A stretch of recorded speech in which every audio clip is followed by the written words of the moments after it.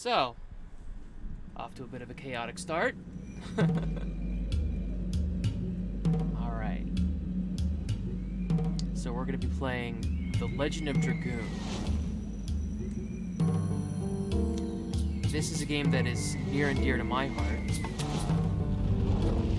The first RPG that I ever played, I first played it on I believe they used to call it a jam pack. It was like there was a PlayStation used to have this thing called PlayStation Underground where they would release a small collection of demos for the PlayStation 1. And Legend of Dragoon was one of the demos on one of those jam pack discs. And it was very cool. I ended up buying it. Or I think I got it as a Christmas gift. Year afterward, and I have played it over the years. I have played through the entire game many times. Partially due to nostalgia and bias. I mean, it's my first RPG. It's like your first book. It's like your first movie. It's always going to be your favorite, irregardless of its quality. But there are certain things that this game does that give it a lot of replay value.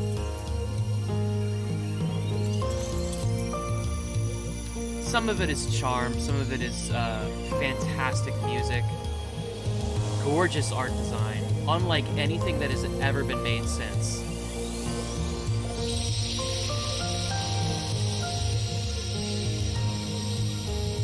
A unique combat system that Indeed.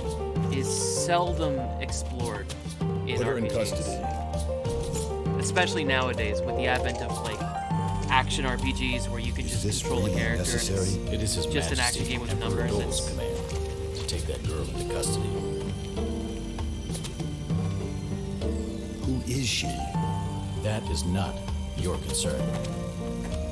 best voice acted scene. Well, second best voice acted scene in the game. It's all downhill from here, really.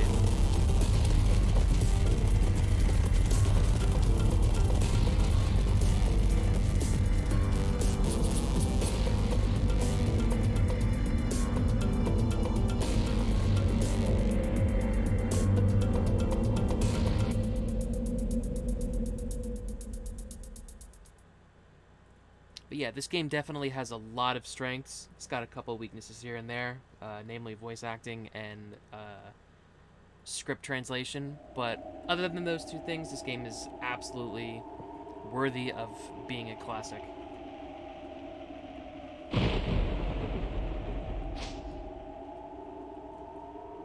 Okay.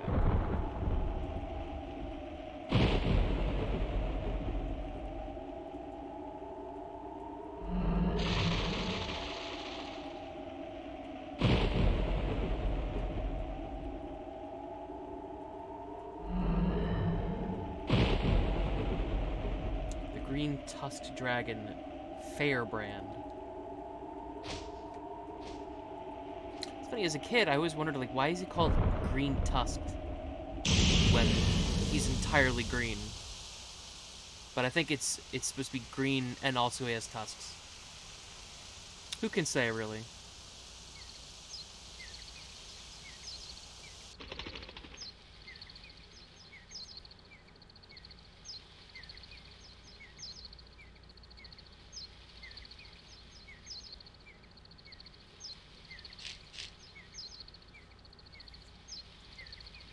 Another element of a bygone era is pre-rendered backgrounds. They're not as beautiful to look at as they used to be on CRTs. Although there are efforts in the last 3 or 4 years being made to use smart AI to upscale these images, but it takes a long time. There is one in effect for Legend of Dragoon.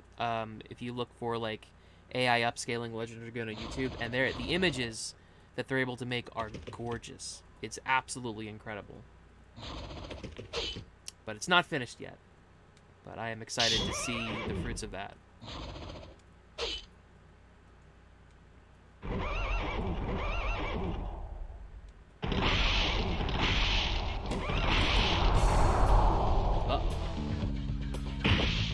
See, the tusks aren't even that green. It's funny.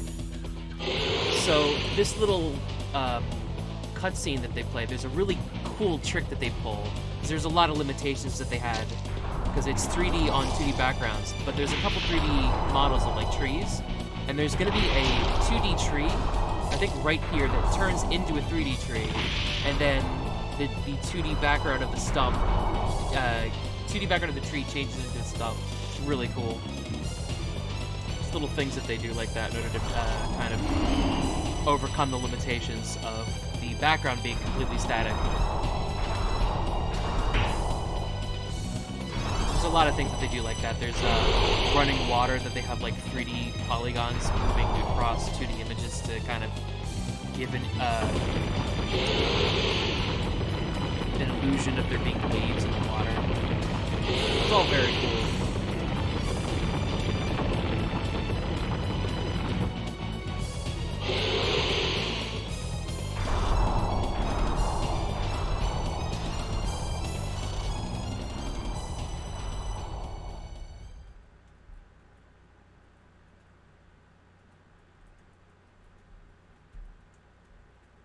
Ew. Okay. The heck was that? It's a dragon. It looked like no dragon I'd ever seen. It looked like a giant bug. What's that about? But yeah, the interesting thing about the dragons in Legend of Dragoon is that they all look like very bug-like.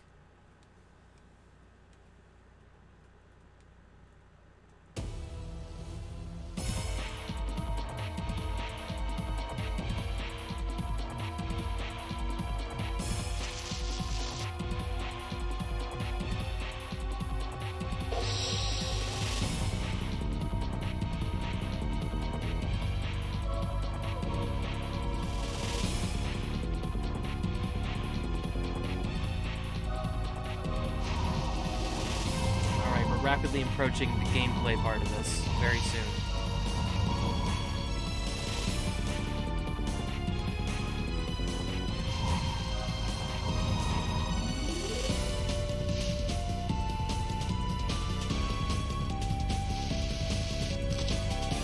Yeah, okay.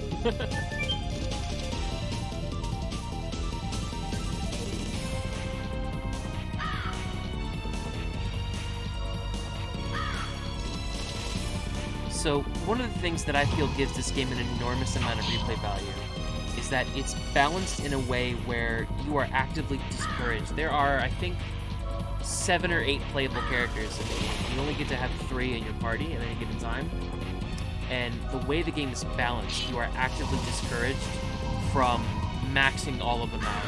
There's so many things that you have to fill out, like additions, which are like sword attacks and weapon attacks, Dragoon levels, which are like, as you play the game later, you unlock like Dragoon armor, and it's cool as hell, but you have to level all these things up.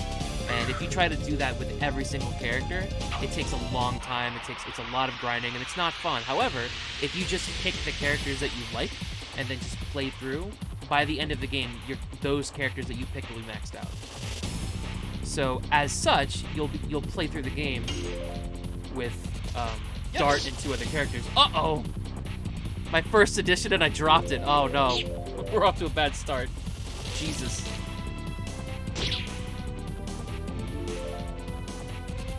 But yeah, you'll play as a couple characters. Yes. There we go. And you'll kind of ignore all the other characters. They show up in certain story segments where you have to play as them, but those story missions are balanced, so if you're not leveling those characters, you're fine. It's like the game's not going to kill you for it. Yes. So you'll be like, oh, I wonder what those other characters can do, because I never got to see any of their moves. So then you play the game again, but then you pick different characters, and because they're balanced differently, maybe they have high attack or high defense or like high magic or high speed or whatever, your playthrough will be different. So it's cool.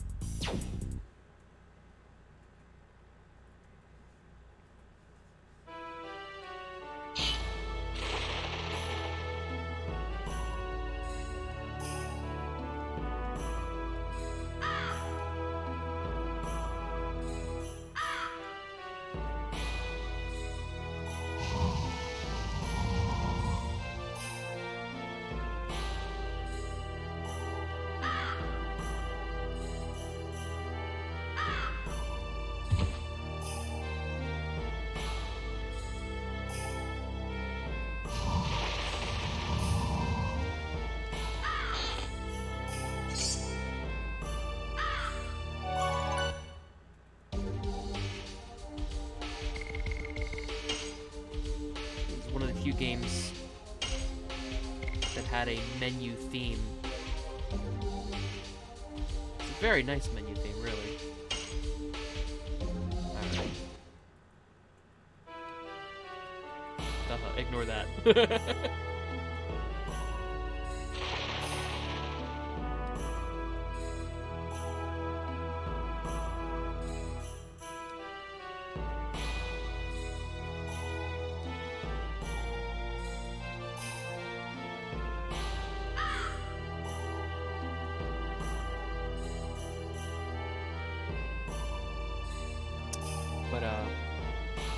I've always really wanted to do a Let's Play of Legend of Dragoon, but I've never really gotten around to it. The thing that's gotten me motivated to do it now is I've been making small video essays on my YouTube channel, youtube.com/BerserkChip, and I've been trying to come up with ideas for new video essays. One of the ones that I came up with was like a theory for Legend of Dragoon, which I thought would be like a really cool way to kind of reignite some interest in the game, to kind of like trudge up some discussion. So, on top of just, playing this game, this is really good, I'm also trying to get some footage for that video essay.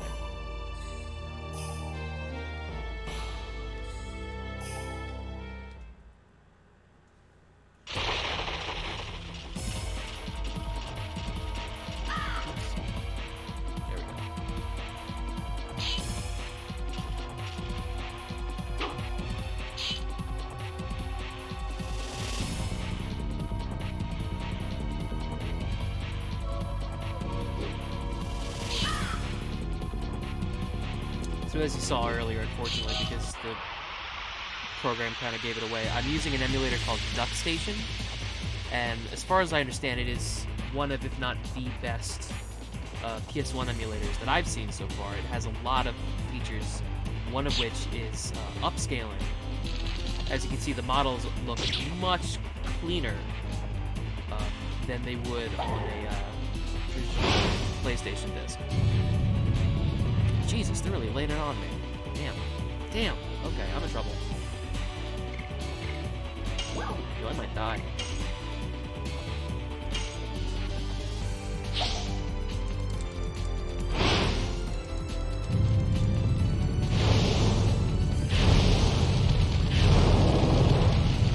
Okay.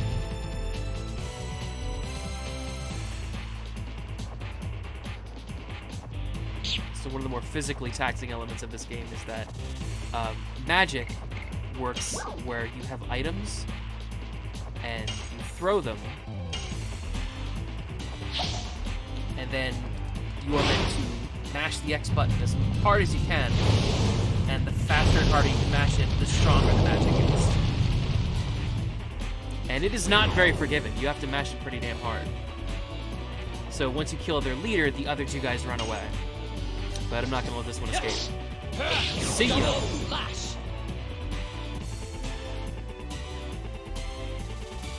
God, this game looks so cool. But yeah, there's a lot of options that this program has. It allows you upscale and all sorts of little things that I haven't even touched yet, but yeah, it looks really cool.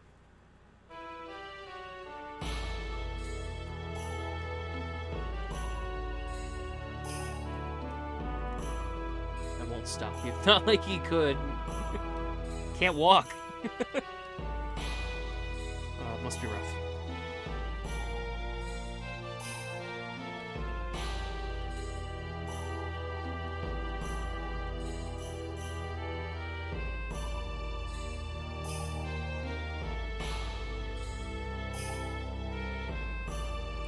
So another thing that makes this game really good is the level of polish. There's so many little optional quests and cutscenes and dialogue things that you can find. Like, if you walk in this building, boom, there's this whole little cutscene with these two kids. And you could have totally walked by this and never have seen this. It's crazy.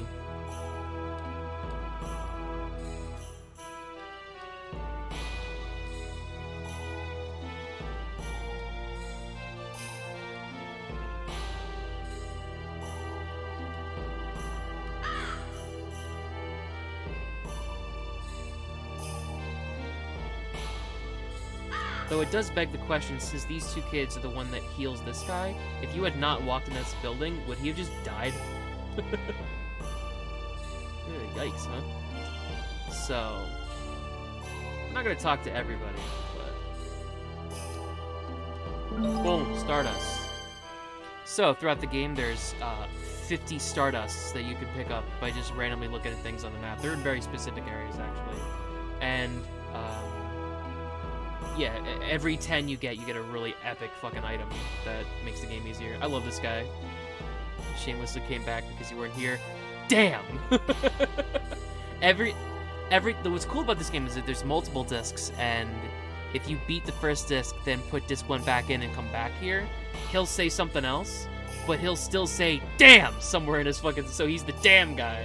Love that guy. There's this guy, Master Tasman. He's like the tutorial guy, and you can fight him a little bit in order to learn how additions work. But, like, I already know how they work, so I'm not gonna spend time fighting him. Don't be silly.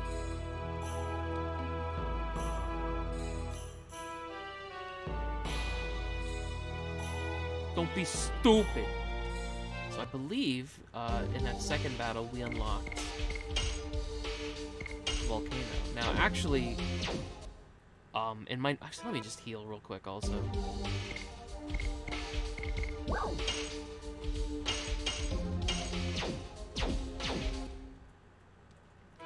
So, normally when I play this game, I usually,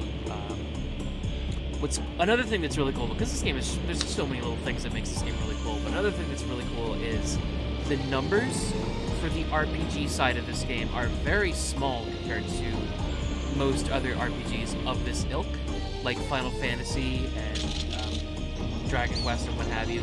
All the numbers are kept very small. Attack strength, defense, experience points, it's all very small. Because it's small, it's very easy to keep track of. So, if you have, like, the next, what's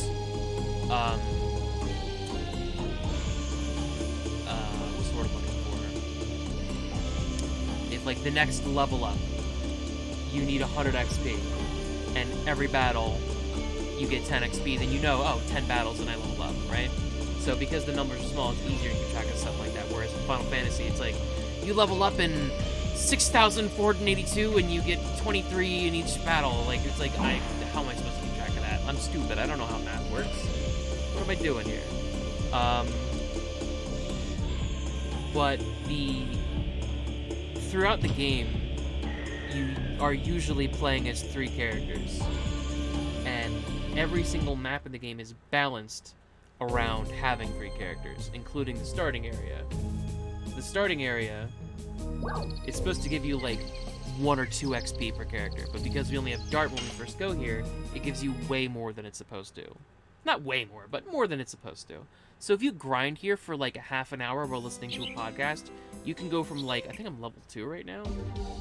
What am I, level 2? Yeah, you can go from level 2 to level 5 in like a half an hour, just by grinding like just a little bit. And then if Dart is like level 5 or level 6, he just blows through the rest of the game. It's amazing. Because you only go up to level 60 through 4 discs.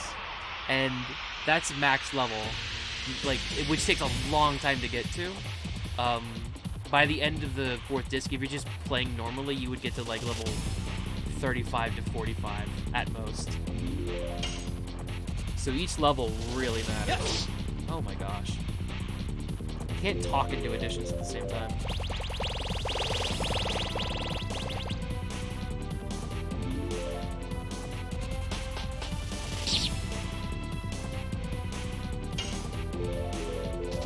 Yes. Go. Ugh, sloppy. So, when the big square shrinks into the little square, you're supposed to press X. And if it's perfectly white, that means you perfected it. If it's blue, too late. If it's gray, you did it too early. If it's like blue-white, it's like too late, but we'll give it to you. If it's gray-white, too early, but we'll give it to you. Yes. Yeah, that was like a little on the late side. That was a little... yeah. I'm rusty. Good lord. It's been a New York minute since I played this game.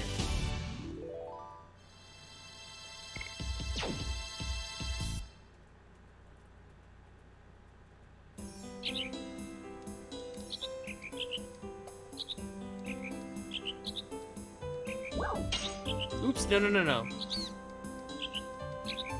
I actually do want to buy some stuff. Buy something. Don't be a dick. So, we have 6. That is perfectly... So, another unique thing about this game, and it's something that people kind of hated, but I really like it. I think it makes the game really balanced. You can only carry 32 items. So, potions, magic, whatever. Only 32. That's it. There's no way to increase that size. So you have to be very careful with... And I already have 6 healing potions, which is enough, really. Don't you want to know how to use the items? No thanks. I'm good. So this big squirrel follows you, and I don't know why.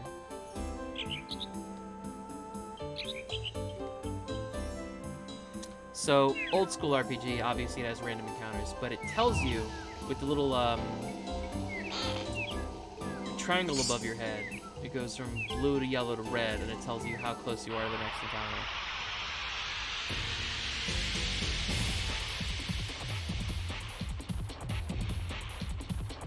Ah, so we got 2 assassin cocks, which is another word for bird, or chicken rather. What's cool about these guys is you get 2 of them. Yes. That's 10 XP, which is the highest amount that you can get in one battle with this area, but it's pretty rare that you get these 2. Yes. Go. Volcano.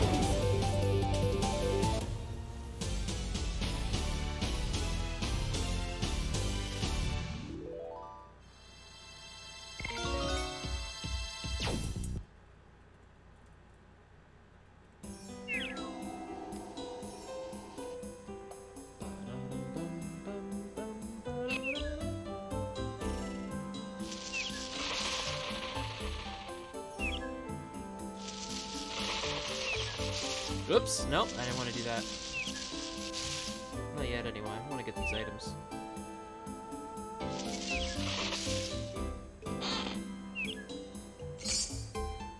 Another burnout.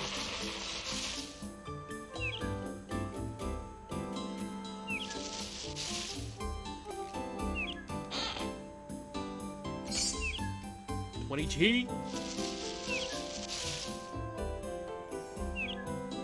This way, right? Yeah. Okay.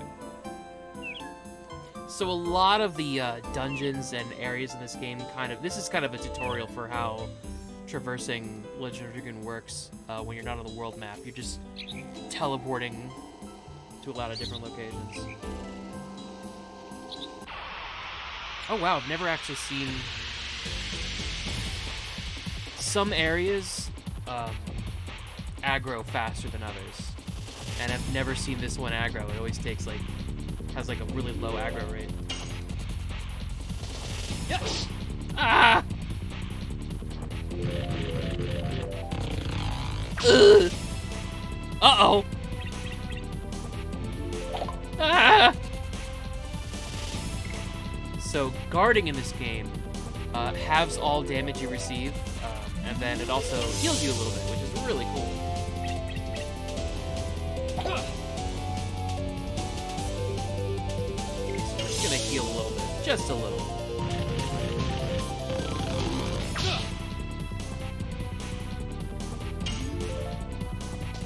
Yes. Go. Volcano.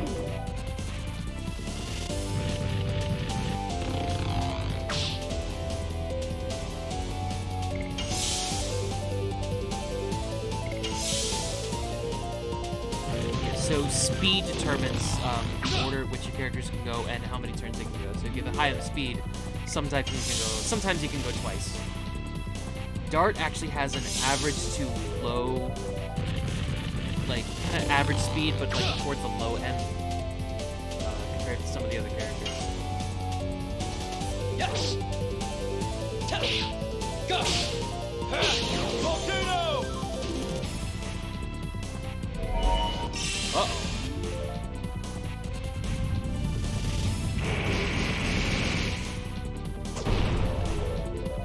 Dick.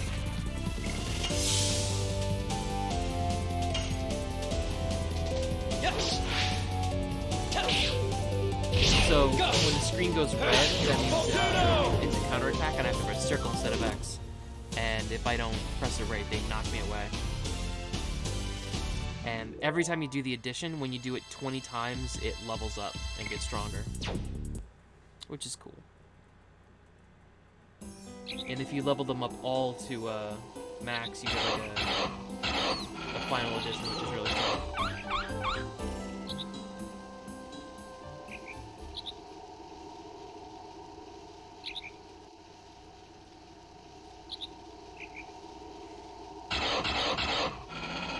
Another thing that I like about this game is, if you notice, there's like different elements, and each character has their own element. So Dart is a fire element in battle, so if he gets hit with water, he takes like a bunch of damage, and he has like access to fire moves. And as you can see, he's dressed in red, and as you'll notice, all the main characters have clothes that correspond in color with the element that they represent. And pretty much every character in the game, even like NPCs, have some type of clothing that is one of those 7 or 8 elements in color. Which tells me that like that's just a thing that's part of the culture of this world, where everybody's kind of born with some kind of natural element that they have an affinity towards, and they kind of happen to dress that way. I think that's really cool. I don't know.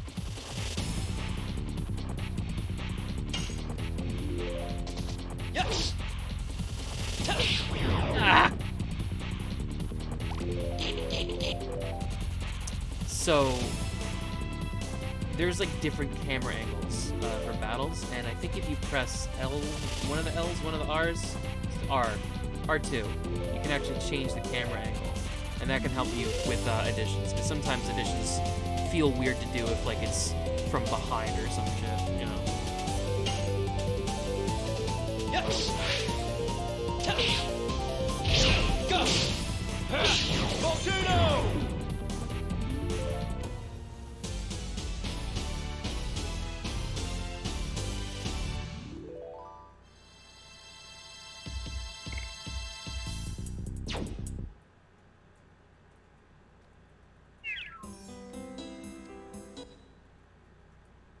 So I'm streaming this to both Facebook and Twitch, and I'm looking at the restream chat, so I don't know if that shows, like, if that just combines both chats. I actually have no idea.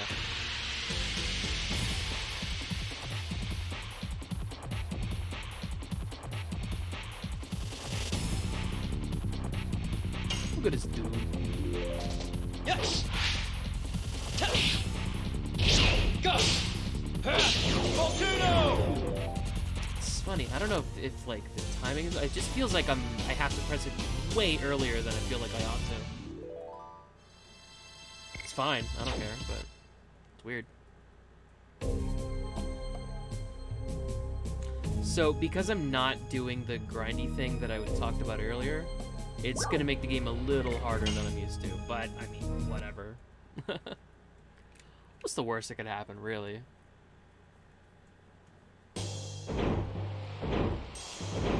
As long as you use your items correctly, like, there's not much of an issue. Because what a lot of people don't know is that your magic stat in this game correlates to the strength of the magic items that you throw. So if a character has a low magic stat, you don't want to throw magic items with them unless you have to.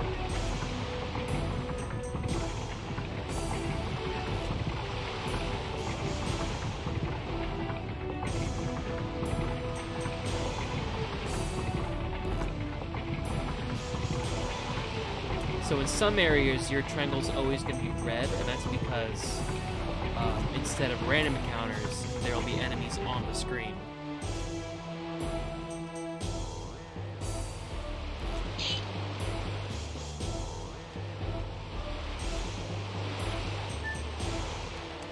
Oops.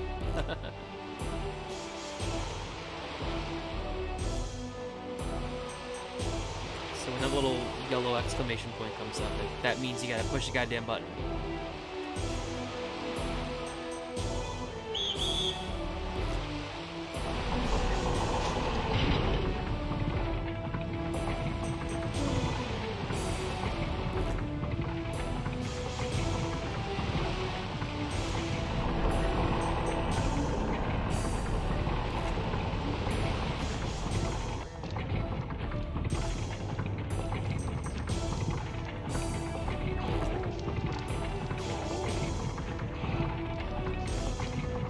I forgot that you could hear, like, the sounds of prisoners being whipped in the background. That's funny.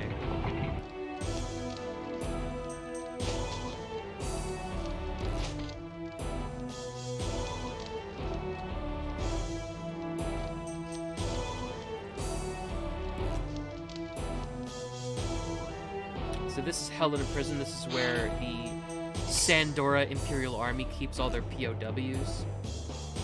Because there's a war between the north and south of this country. It's all very interesting. It's all very political. It's a lot like Game of Thrones, really, if you think about it.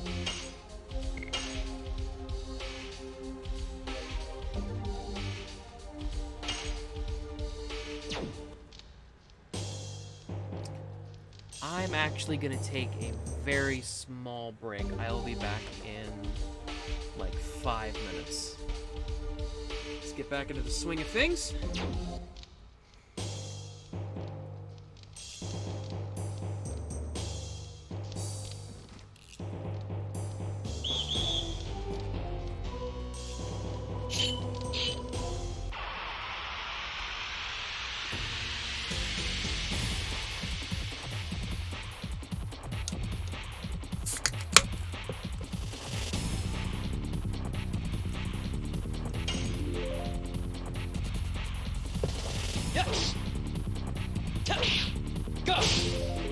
Yo, let's go one hand.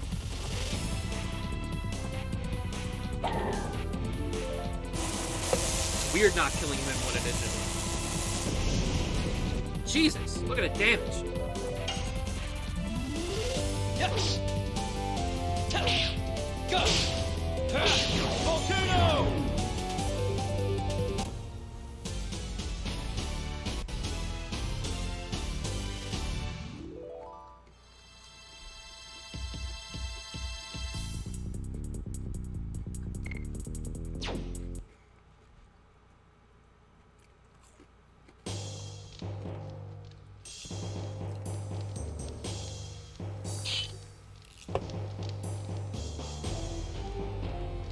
Oh, okay. I love how they pronounce that they spell O as just the letter O. That's funny.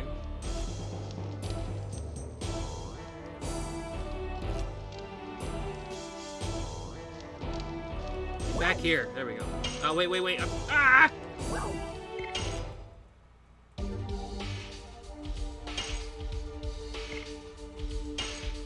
So Angel's Prayer basically are revive potions. We're gonna want... oops. I don't got no money!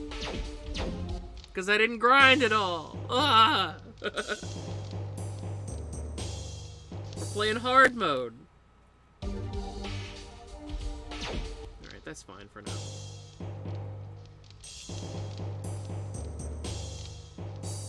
So, on your first playthrough, you're meant to kind of wander aimlessly. There's a lot of different directions you can go to, but minor spoil. Oh, by the way, with smoke, like 3D model over the 2D background to kind of emulate smoke. Very cool stuff. But you're kind of meant to wander around, and there's a lot of dead ends, and the guards can like run after you. But minor spoilers, you're meant to come back here later for another story-related thing. So like, if you try to go here.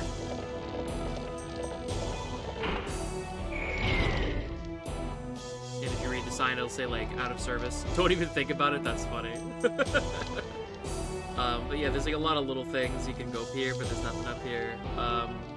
There's a lot of dead ends when you first come here, and there's only, like, a specific way you're supposed to go. But on repeated playthroughs, like, you know, you just memorize it. So where you're supposed to go, just avoid all the guards, you go up here.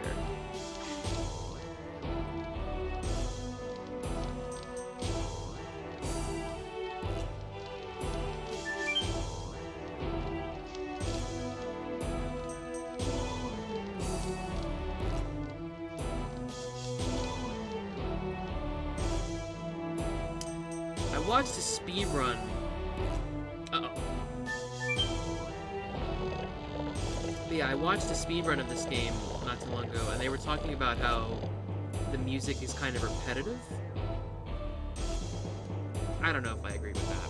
I mean, yeah, the sound tracks are kind of short, but I really like the music in this game. I think it's fantastic.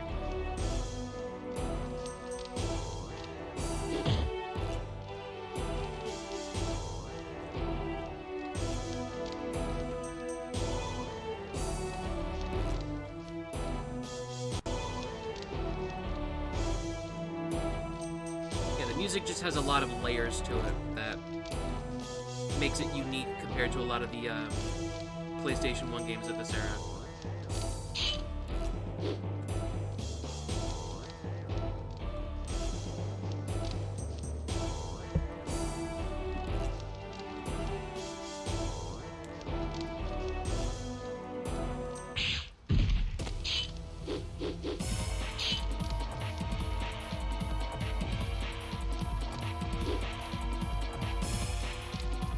Here we have our second playable character, Lavitz Slambert. First, I think this is my favorite character, and it's a lot of people's favorite character. He's very simple, but his simplicity makes him endearing, whereas, you know, maybe in other situations, like a simple character would be kind of boring. But he's just such a good guy that he endears to you very quickly.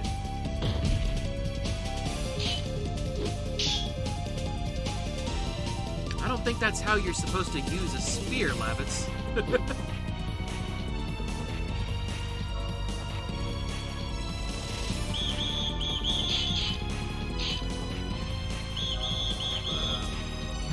As he is one of my favorite characters, the video essay that I'm thinking of working on is actually about him.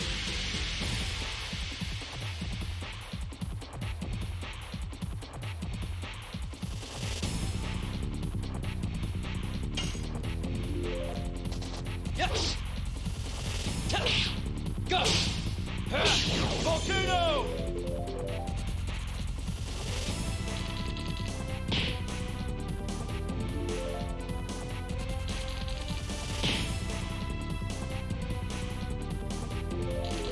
Yo, they hate Lavitz for some reason. That's crazy.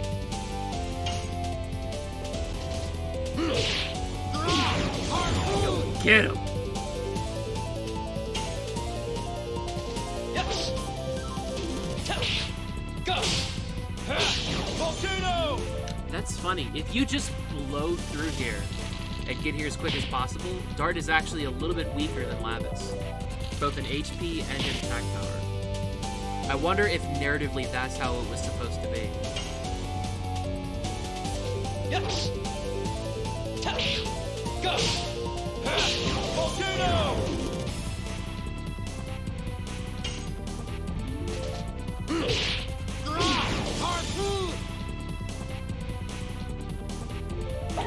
Uh-oh.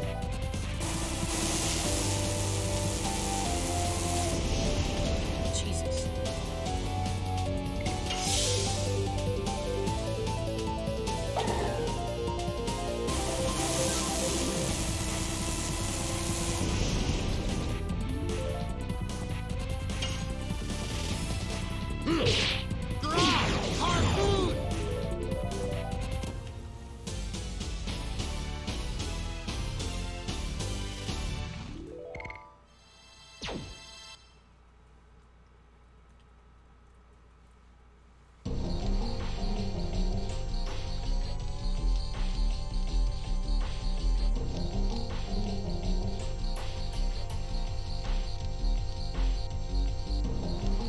said Dart. I think that's supposed to say, you said your name was Dart, question mark?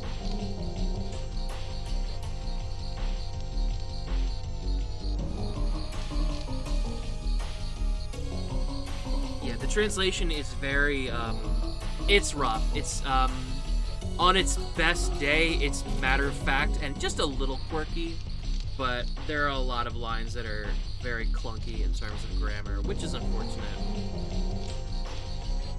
I heard an argument in a video once that if you took that away, if you, like, the translation is kind of part of the game's charm. It's kind of what made it. It's a part of what's made the game. How do I phrase this? It's a part of what's given it its identity. So if you were to remake this game and translate it in a way that's more accurate and more palatable, I wonder if it would lose some of its charm. Personally, I don't think so, especially if you're smart with how you localize it. Like, if you retain some of the quirk without having the more grammatically incorrect elements, I think you could retranslate this in a way that still is to the liking of the old heads that played this game back in the day.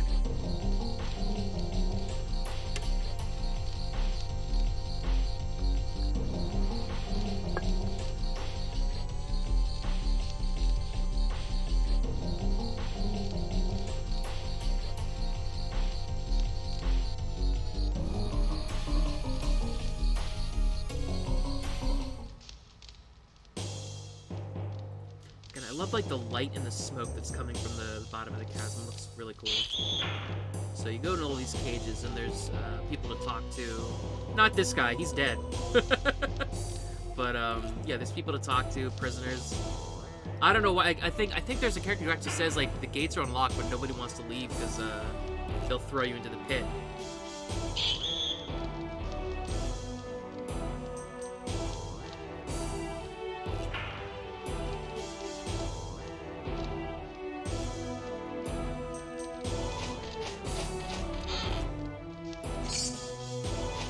G.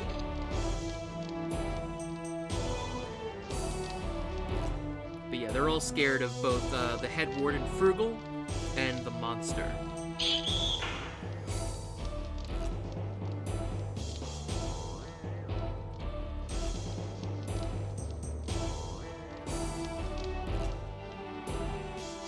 So yeah, the POWs in this game are soldiers from the north that are the enemy of the Sandora Empire, and also just people who didn't want to fight, like just conscientious objectors, I believe is what they would call themselves.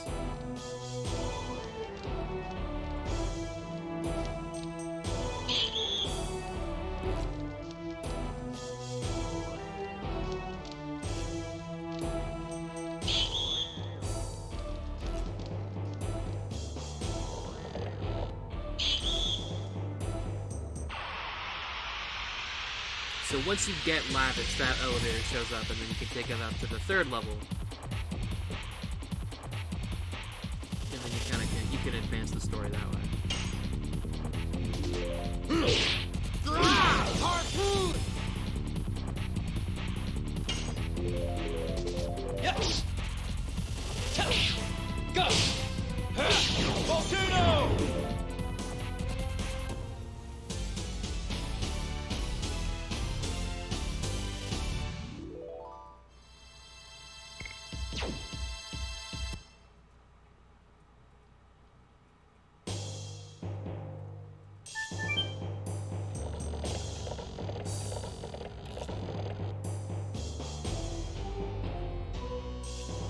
This door is locked. God!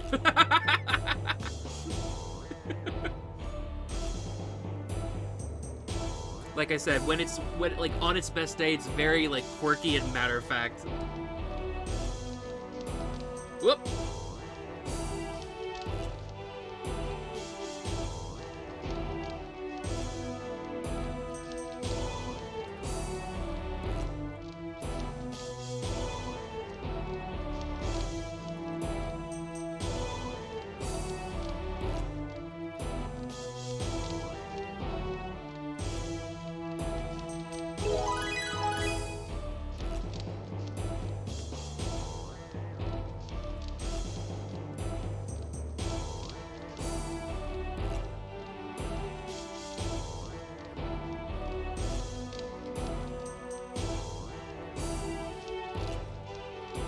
Whoops.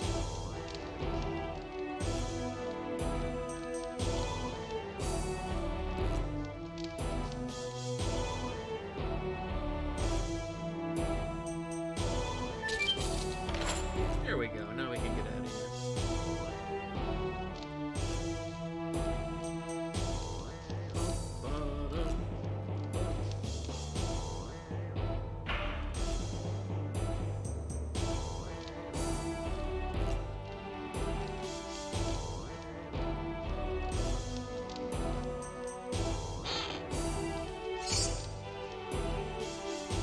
G.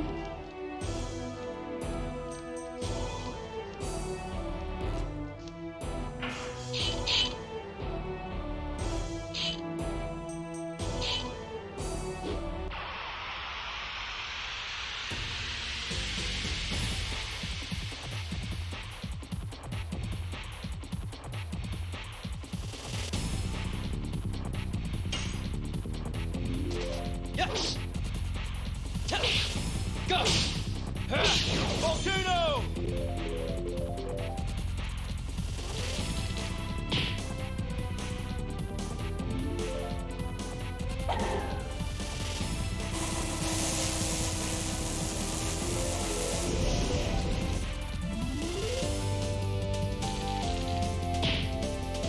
Wow.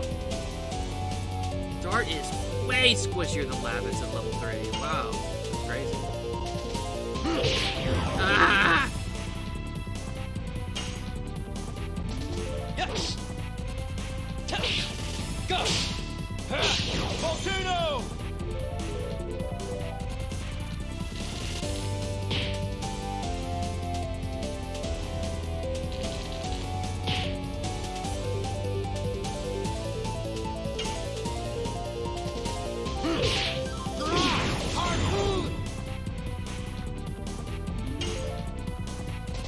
Yes!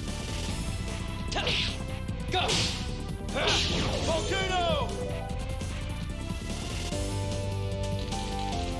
Stop! Yes! Go! Volcano!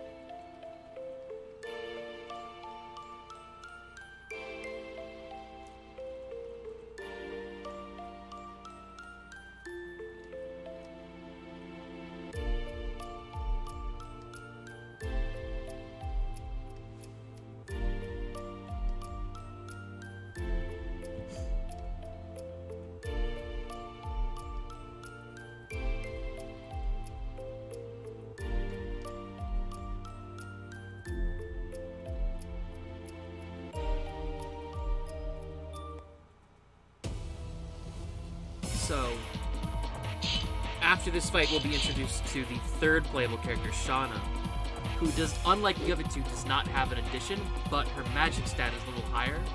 So you're going to want to throw magic items at her. Not all the time, because you don't want to waste them on like minor enemies, but yeah, that's what her function is she throws the items. Yes! Go! Volcano!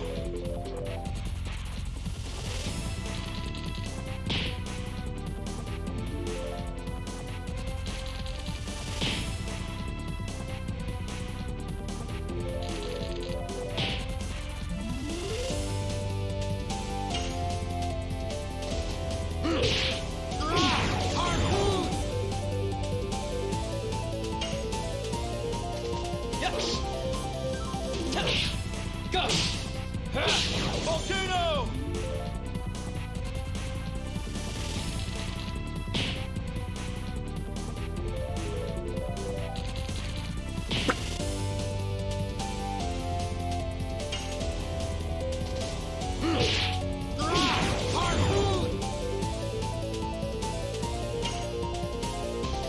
Yes!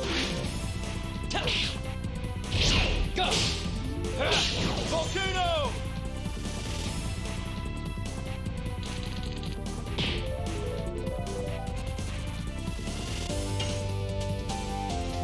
Yes! Ah!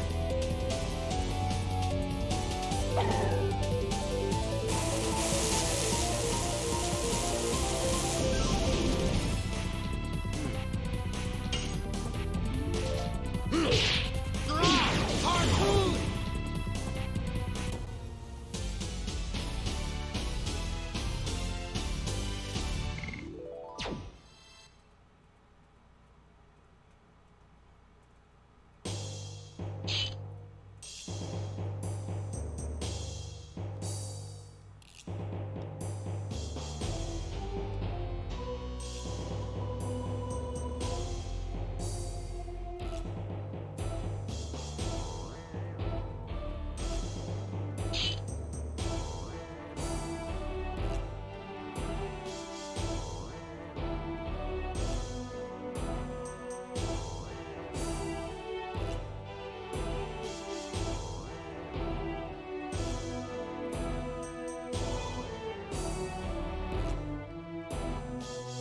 The Shauna of my memory hasn't changed one bit.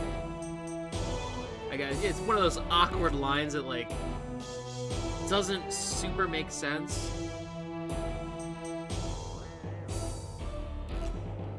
I think he means like from his perspective, she doesn't seem to have changed at all.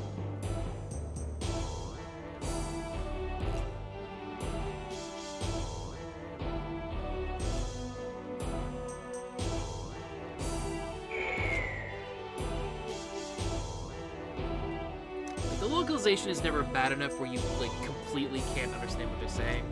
Just every once in a while there's a line where you kind of have to interpret it a little bit. Because, you know, the localizer couldn't.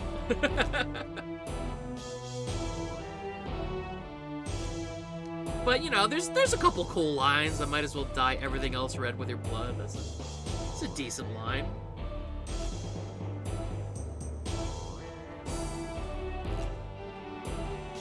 Ah!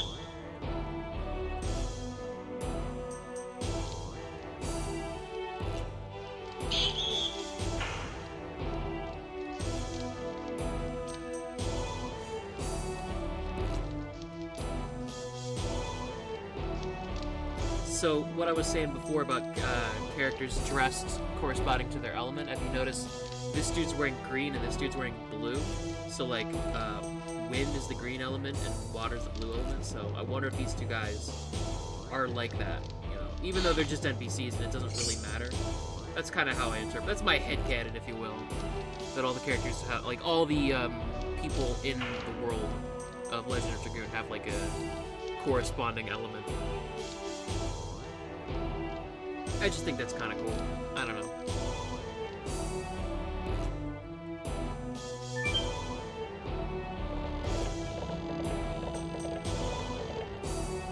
I wonder how you find out what your element is. Like, do you just know, or does a fire element person wash their hands one day and they're like, ah, fuck, water! And they're like, oh, I must be a fire element. How about that?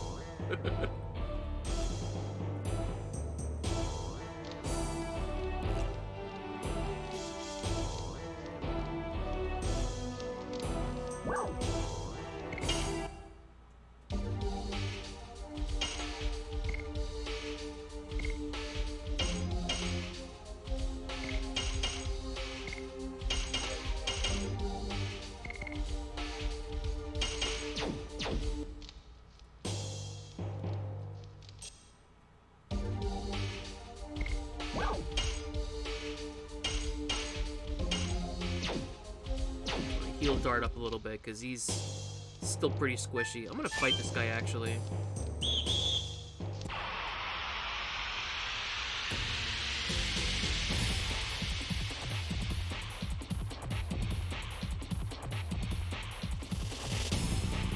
Poor bastard. It's only one of them.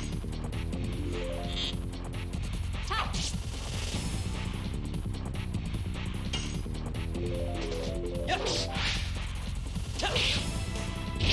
Go. Volcano.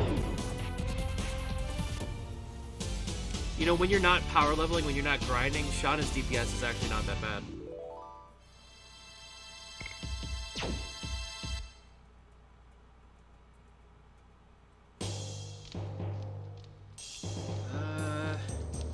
I guess it's fine.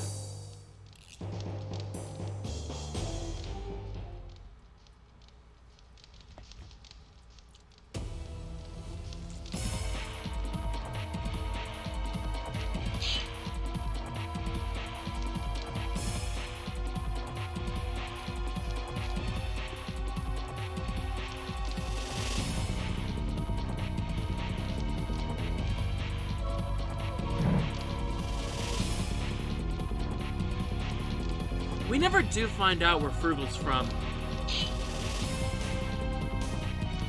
Nobody else looks like him, unless he's wearing like a hat. He looks like a devil man. Actually, no, I think it is like a helmet, right? I'm not sure. Well, now we scaled it up to ×5. Maybe we'll get a better look at it.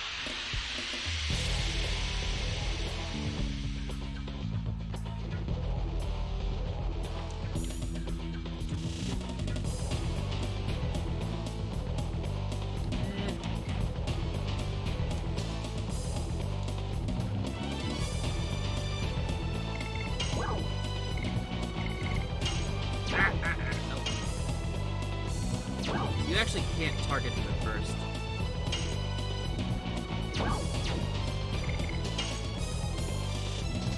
Yes. Oh boy. Off to a great start. Jesus.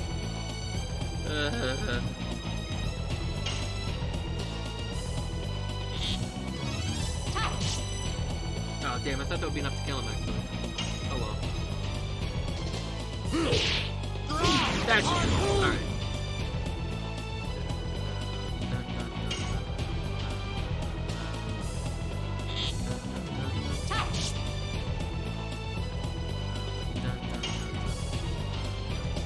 Yes. Go. Volcano.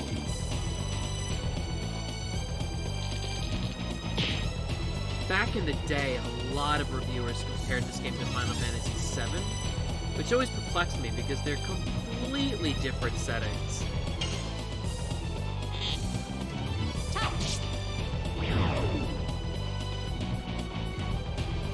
Now I can attack him.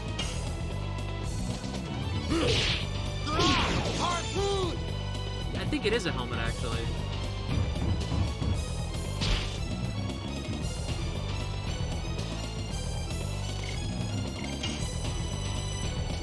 Yes. Go. Volcano.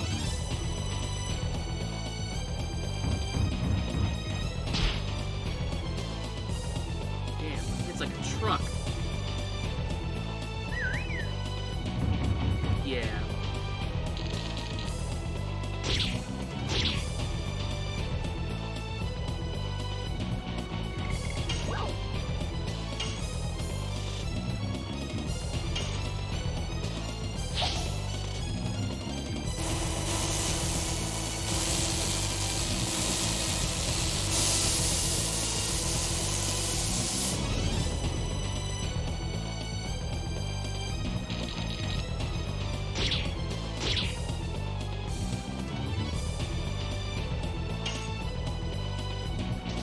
Yes.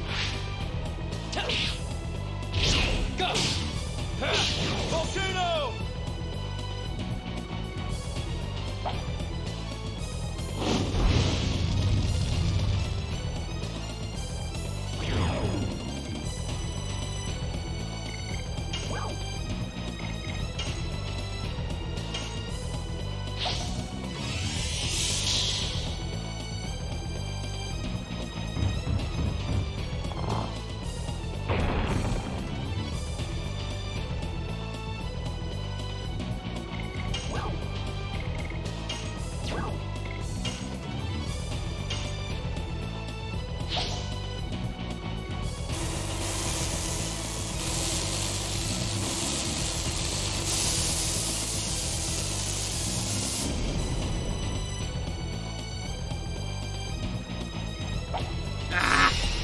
That probably won't matter. I don't think it gets 2 turns.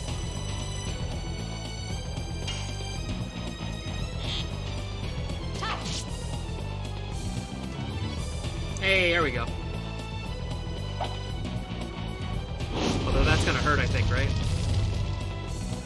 Holy shit. Lavitz is dead! No! Well, actually, I'm probably not gonna use Lavitz for this playthrough. That's not true. I'm not gonna use Albert for this playthrough. Spoilers. So, another cool thing about this game, the way EXP is divvied, if, the party splits it by 3, so if one character dies, it splits among the 2, and if 2 characters die, that one character gets the whole thing, and then the game's not balanced for that, so then, like, one character gets really strong, and then you can just blow through the thing. So...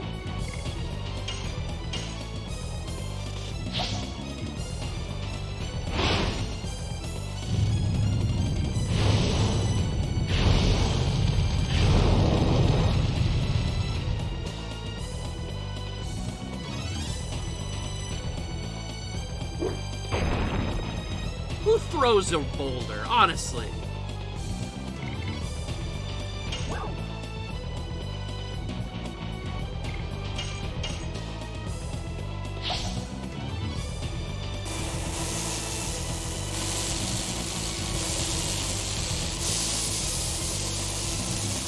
We got to 200%, nice. Look at that damage!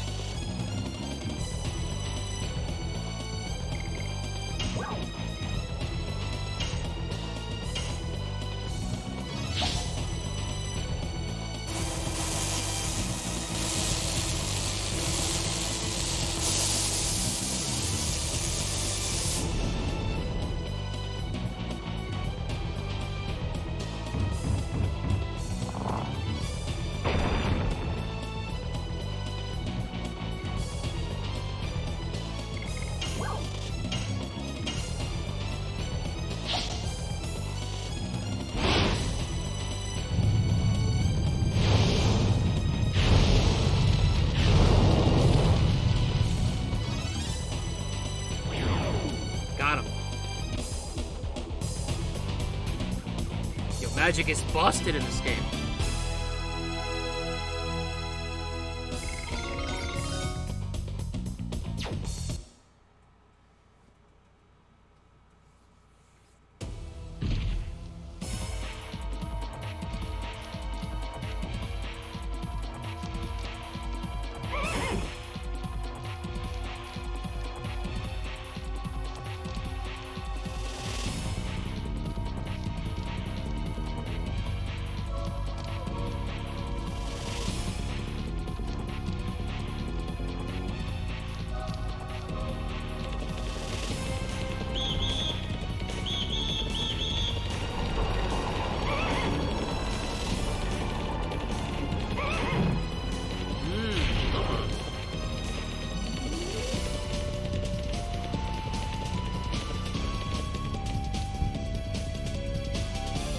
So notice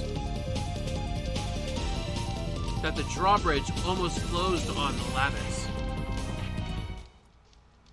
Little scenes like that is going to be a part of the video essay that I'll be making for this game. Suffice to say that throughout the first disc, there will be a series of minor misfortunes that Lavitz will suffer, and we'll be examining those.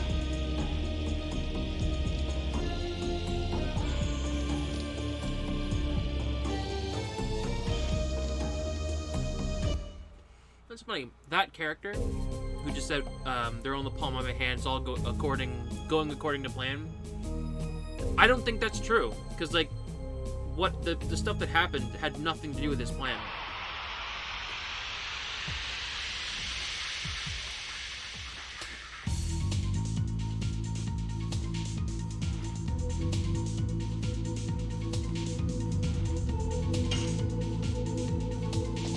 Yes. Go. Volcano.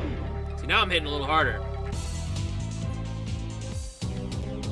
That's what 2 levels up will do to you.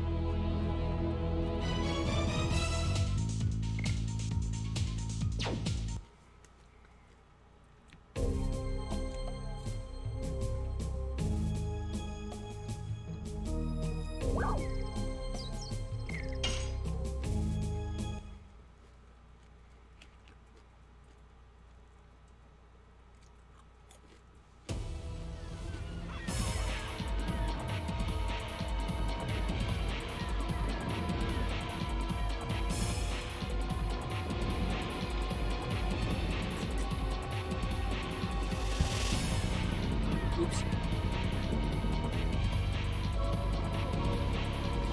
So yet another misfortune. Levis takes an arrow to the knee.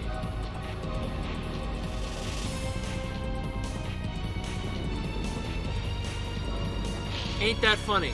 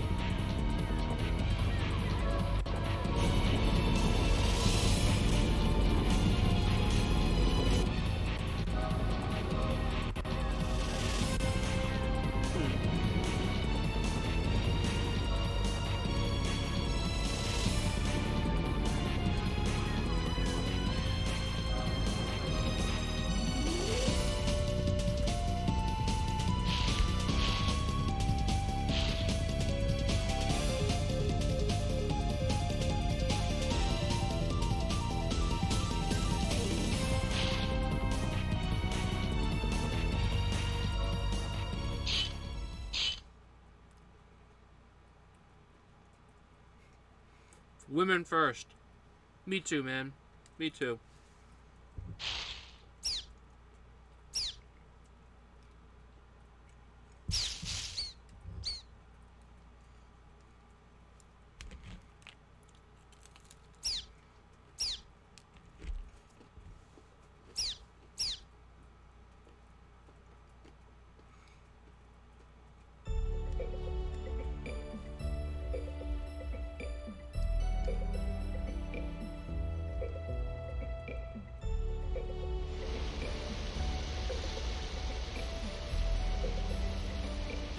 So again, this is another instance where they use kind of a 3D model to kind of replicate, a 3D model over a 2D image to kind of replicate moving water. It looks so cool. This is PlayStation Uno, PS1. Look how good this looks. And this isn't even like AI upscaled. Imagine how good this will look when that's finished. Man.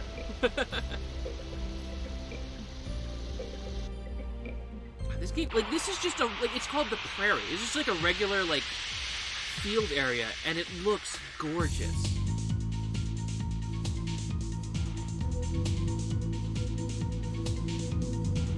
Oh yeah, I probably should have healed, huh?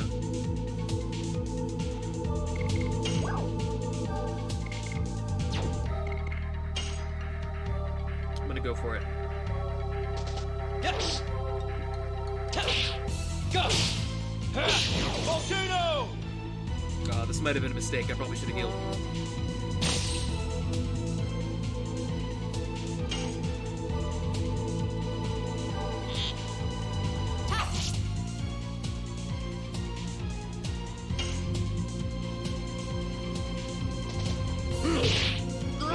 Harpoon! Down goes Lavitz.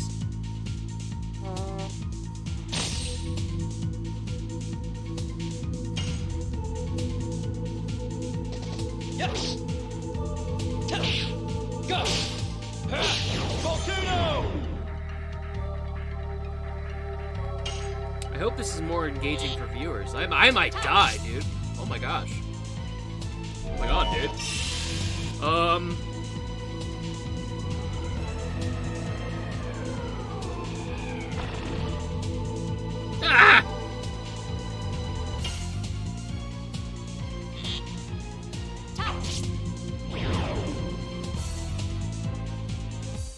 go, Shanna.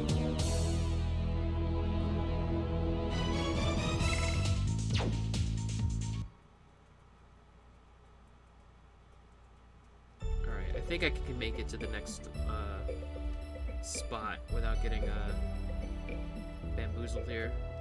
Yeah, okay.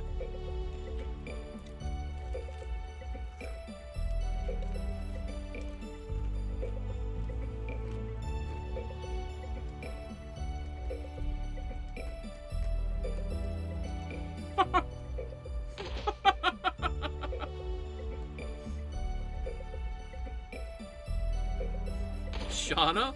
Learning? Jeez. That old school misogyny.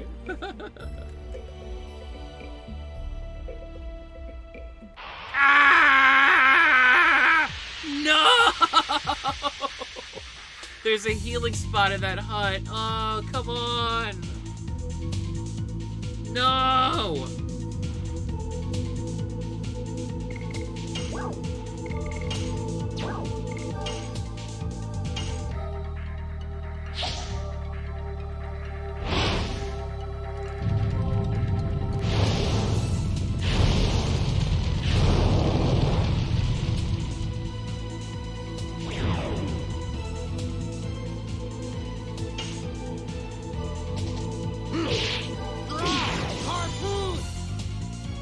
Dart, please. Yes!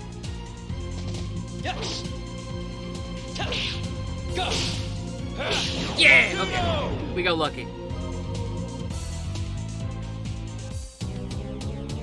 I had to use an item, though. That's not ideal.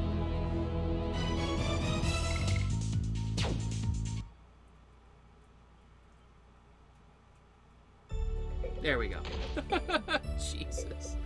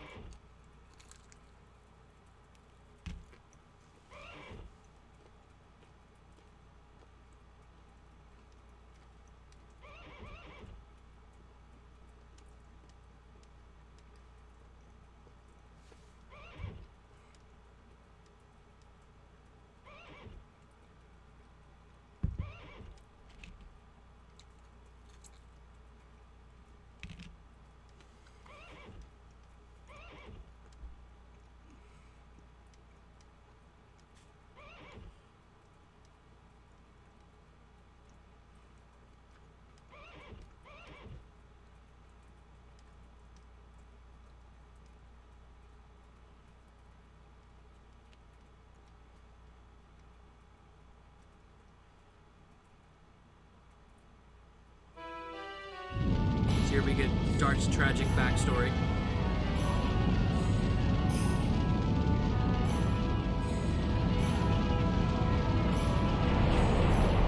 So, in retrospect, you know, for those who played this game already, if anybody couldn't tell that the black monster was a dragoon, I couldn't, because I'm stupid.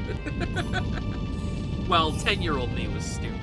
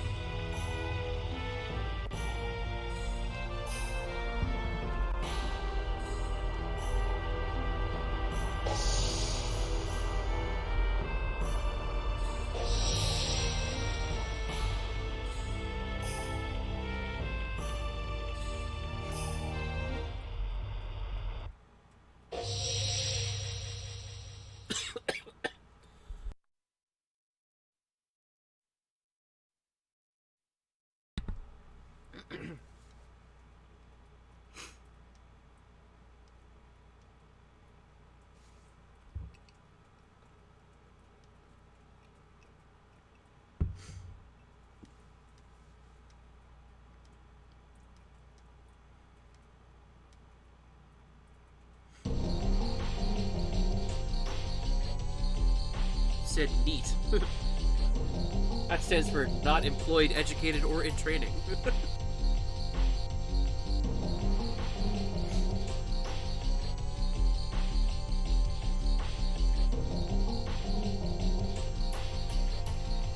That's a really weird line, because it's absolutely not true. There's like a museum dedicated to survivors of NEAT. I'm not even sure if it's north of Serdio. I guess it must be, right? It's in a country called Milisizu, which you visit in the third disc.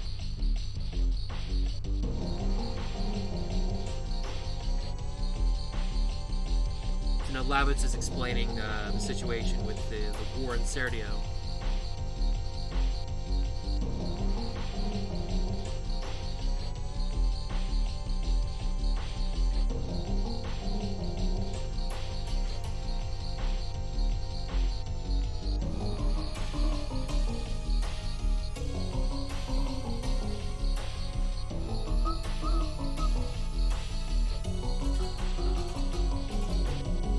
It's a quote-unquote war.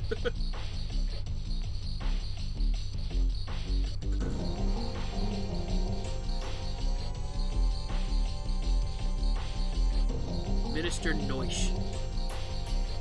Noish.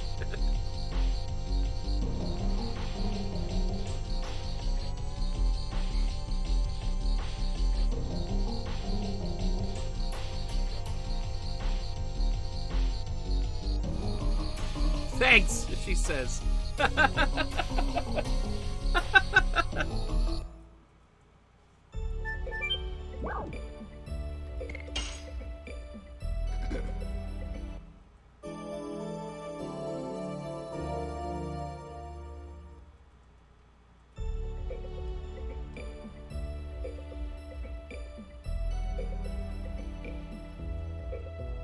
Oh, wait. There's a treasure chest here.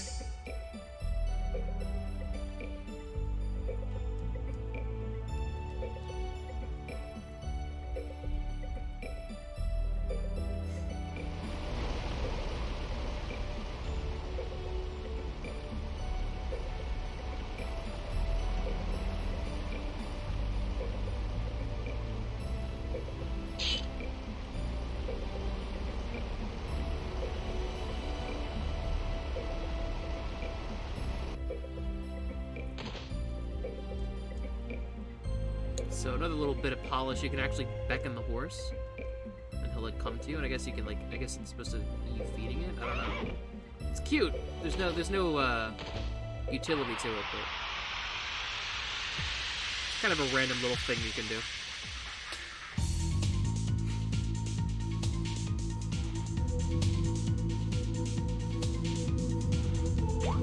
Good old platypus groundhog with a do-rag.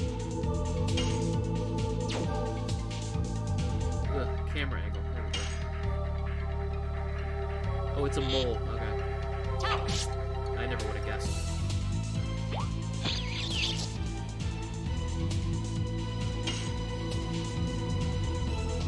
Yes! Go! Volcano!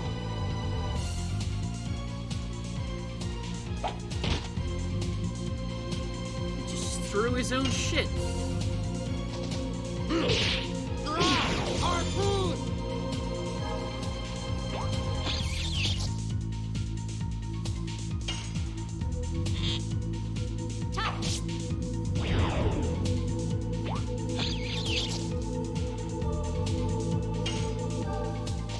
Yes! Go! Volcano!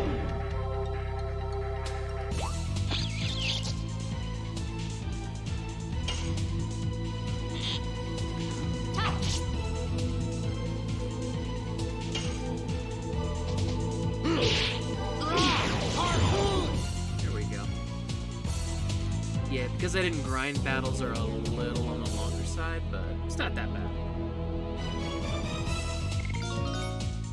There we go.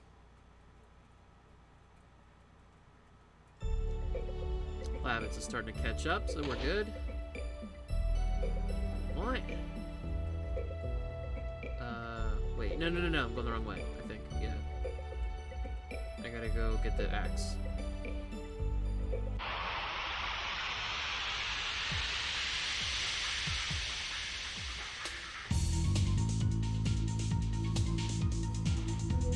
I got distracted. Oh well.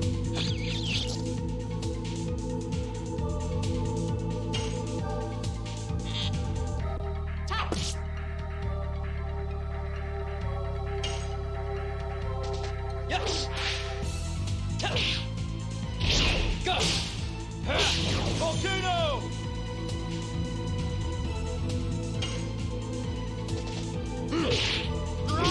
Harpoon!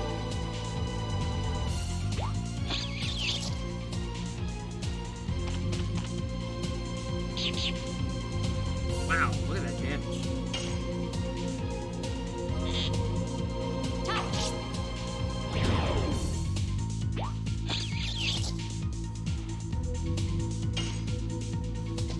Yes!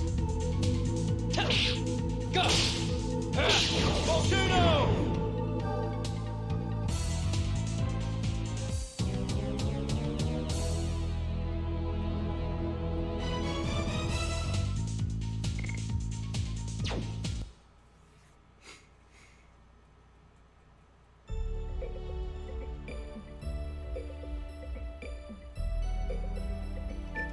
There we go. That's crazy. It was a 2D image, then he picks it up, and then it becomes a 3D model. I love little tricks like that. Little shortcuts they had to take in order to, I don't know, I just think that's really cool.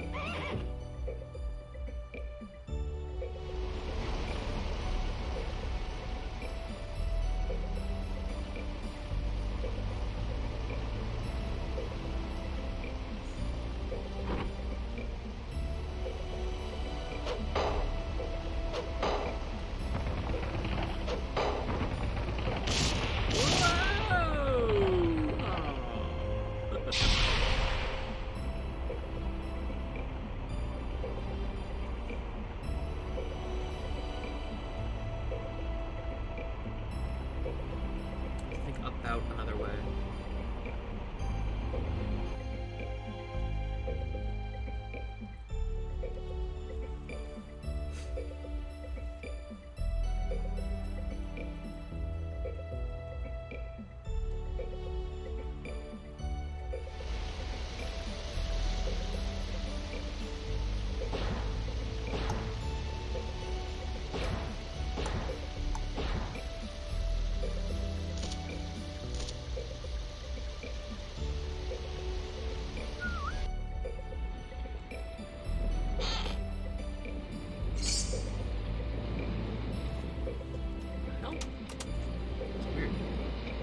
Door just opened randomly.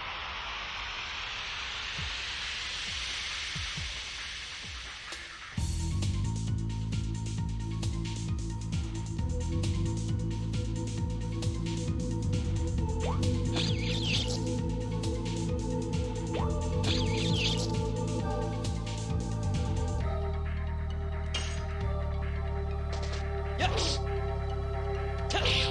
Go! Volcano!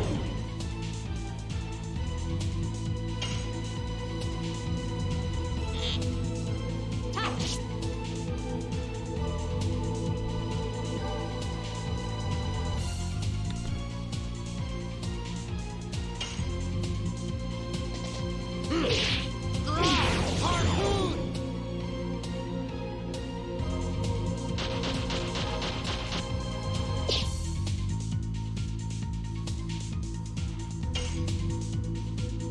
No, I might be mistaken, but I think Shauna's arrows do level up even though they're not additions, and like by using them similarly to how additions work. I might be mistaken about that actually. Yes! Go! Volcano! In fact, I know I am. It's got nothing to do with how many times you use it. It's her Dragoon level.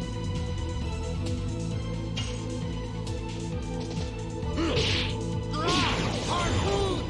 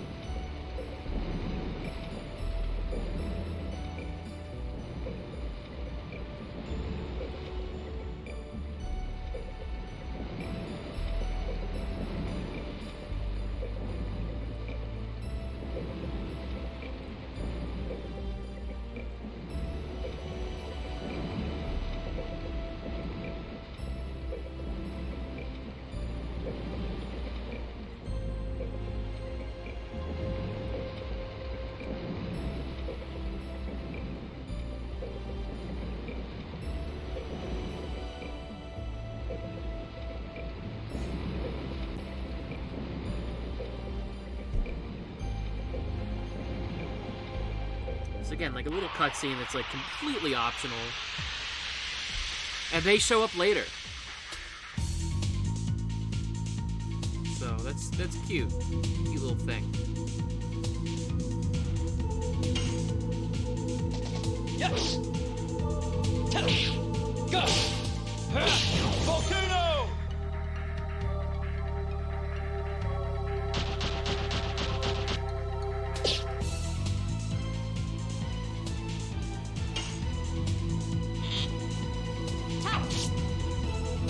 It's weird seeing this game look this crisp.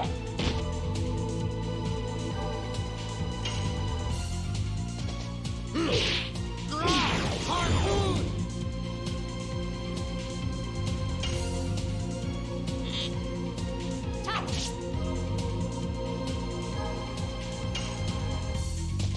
Yes! Go! Volcano!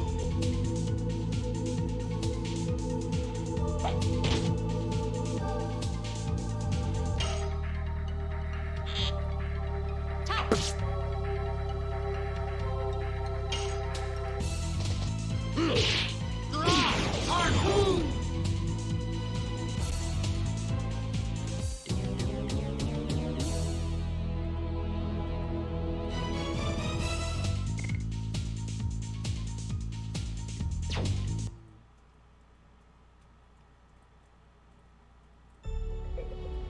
Alright, let's get out of here.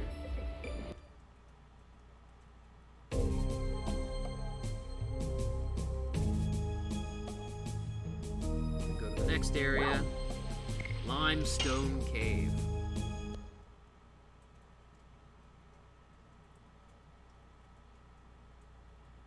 It's funny. These two areas comprise the demo disc that came with the jam pack, Prairie and Limestone. And if that's all that you played in this game, even though aesthetically these areas are very cool looking and very stylized, you would think that like the areas of this game are kind of like not lame exactly, but like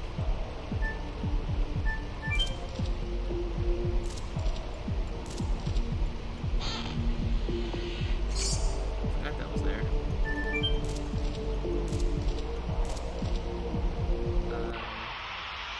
Yeah, like after this, like the areas get a lot more exotic and interesting in their concepts.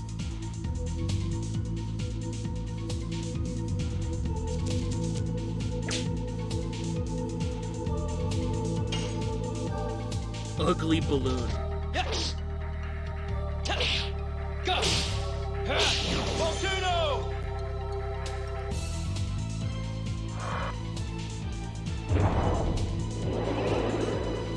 Oh my.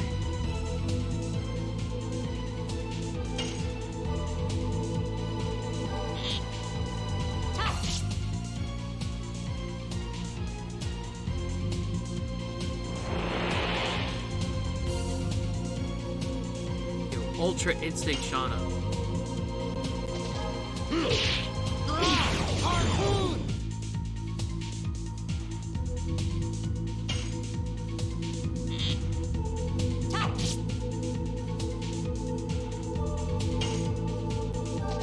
Yes! Go! Volcano!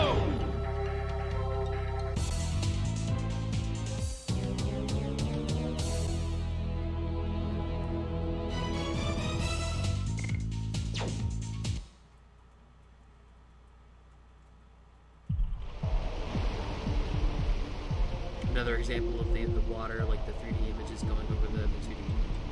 It just looks really cool, man. The whole game is like this. It all looks gorgeous. It's all polished as hell.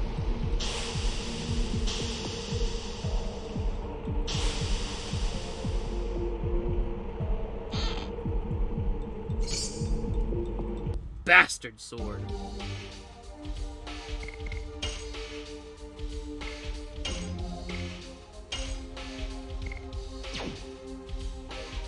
Does Levitz have a new edition? No, that's weird. Should have gotten it by now. It's weird.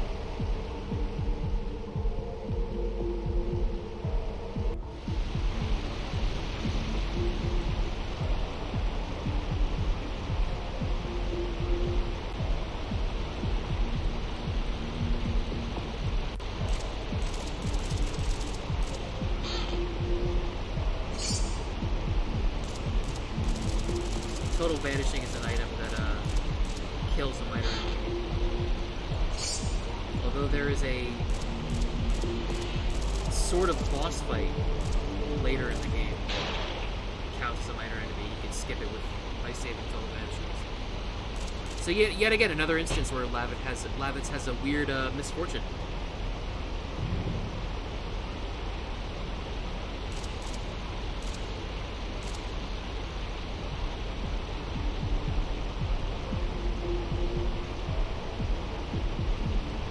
Now, since there's no implication otherwise in the game, you would just kind of write this off as like a weird coincidental quirk that Lavitz keeps undergoing all these misfortunes, but what if not the case?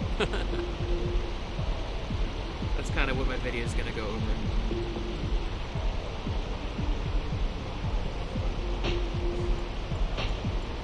Total bro moment.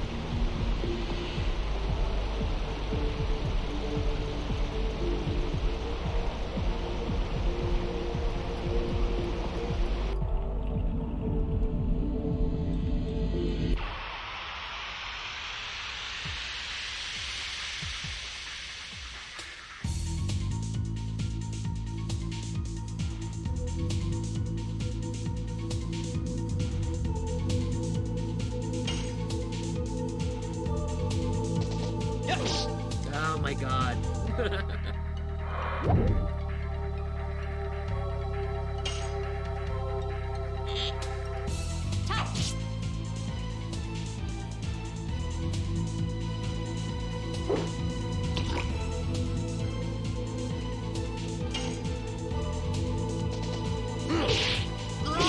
Harpoon!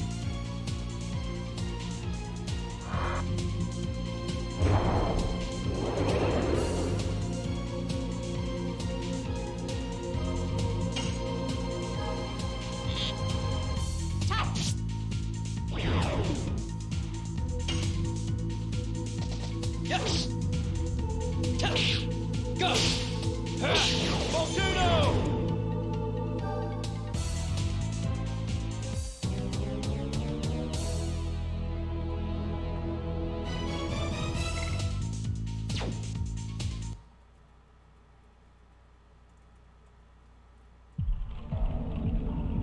So if you go up here, there's a little treasure puzzle. Actually, no. That comes later. This is just an item. Or money, actually.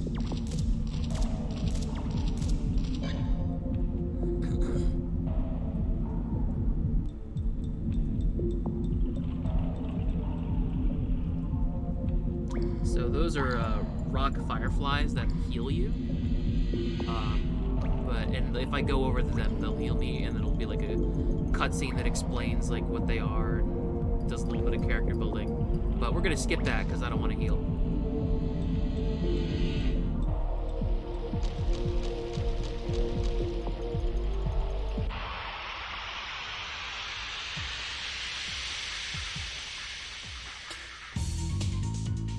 Because I want Lavitz to die.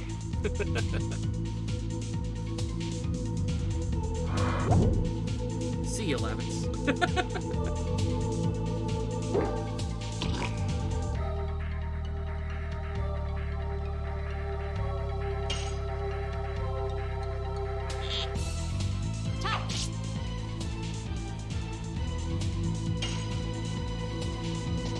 Yes! Go! Volcano!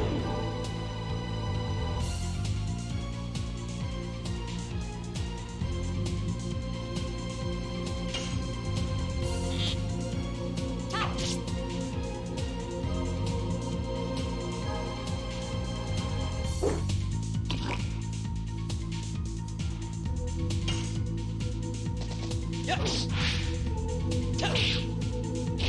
Go! Volcano!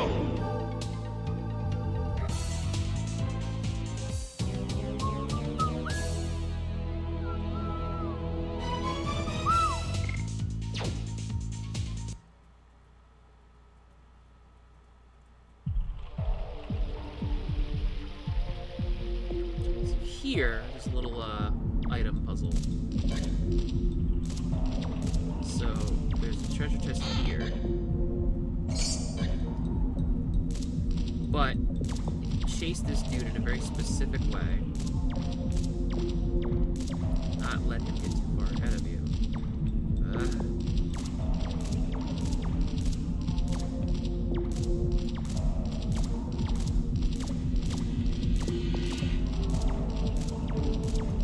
Got him.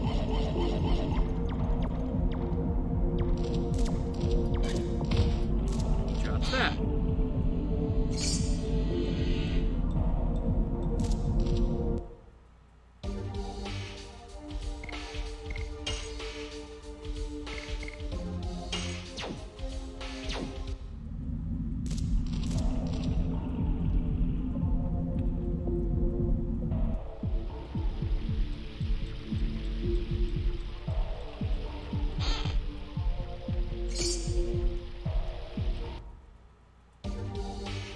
I'll actually take you up on that and use that.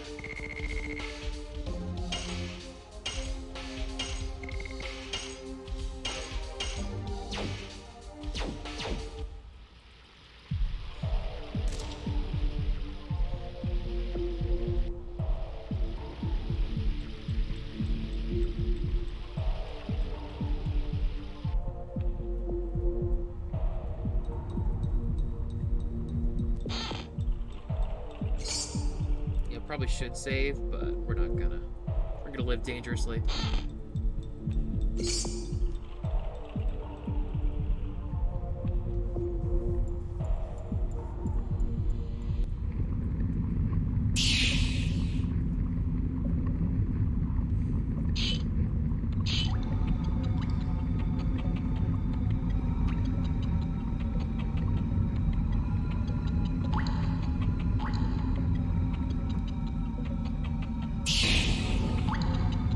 Here comes the big boy!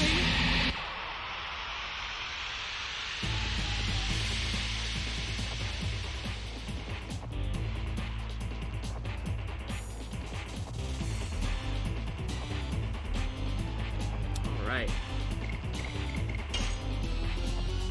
Get him. Harpoon!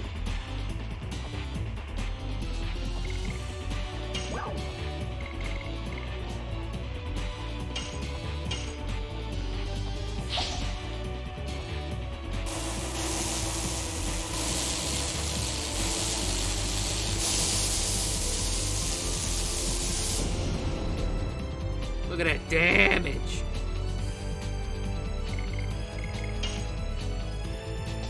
Yes! Go! Volcano! Look at the damage.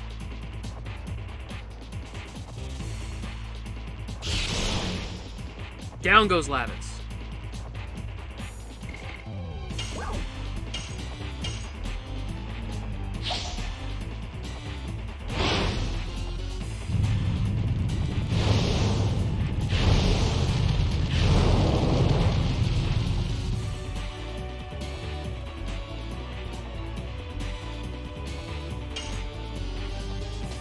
Yes! Go! Volcano!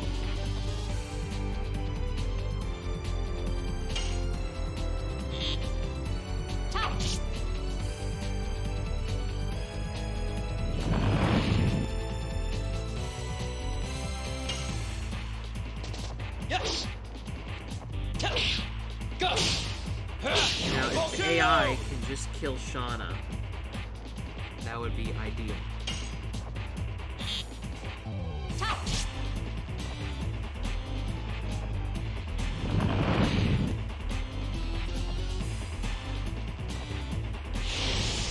Is that your damage or is that just a status effect? Nope, that does damage. Okay.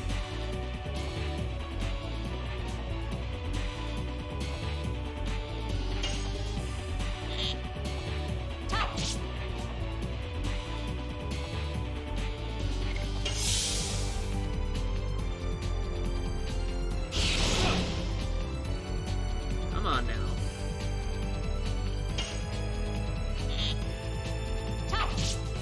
Come on.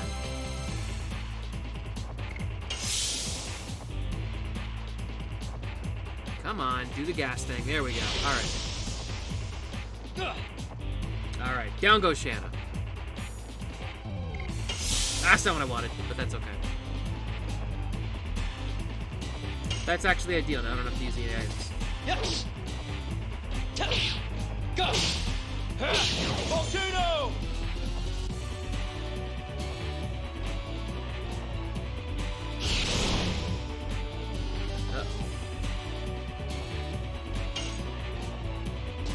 Yes!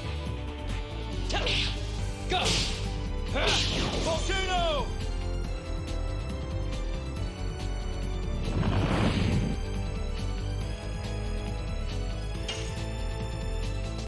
Yes! Go! Volcano!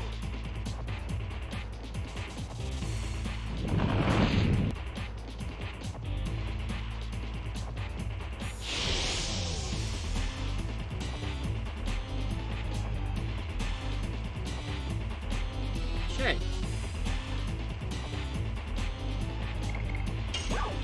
Do I have like a... I do.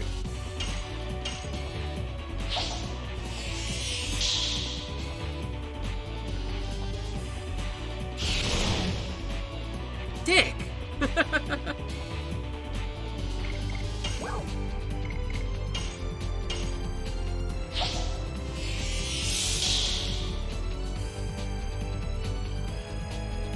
Yo, this guy's trolling!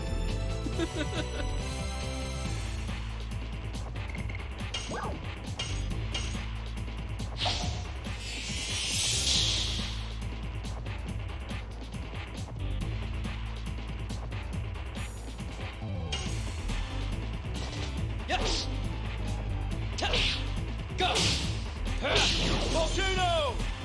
Oh, I beseech you, please die. There we go. Go!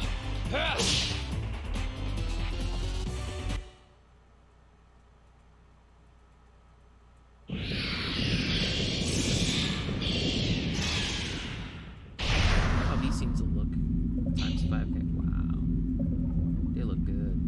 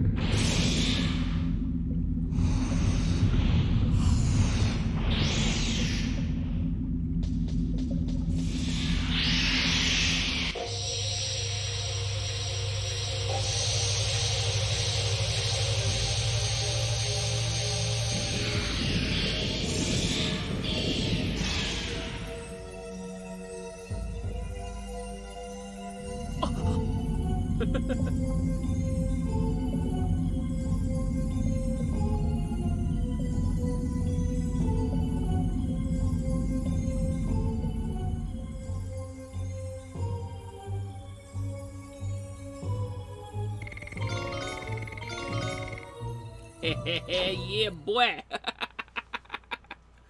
That's what I'm talking about. Supercharged dart. Let's go.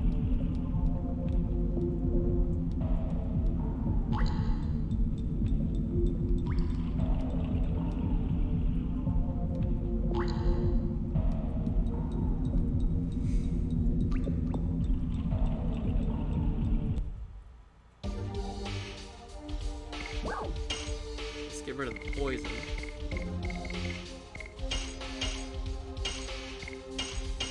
Heal them up. There we go.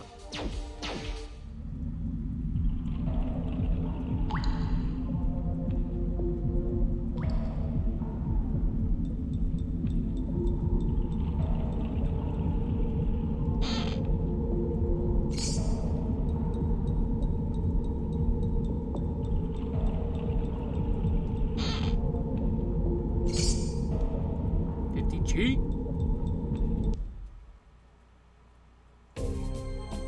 All right.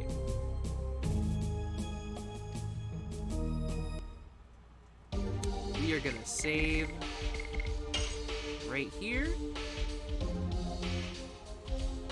and we are gonna call it a night.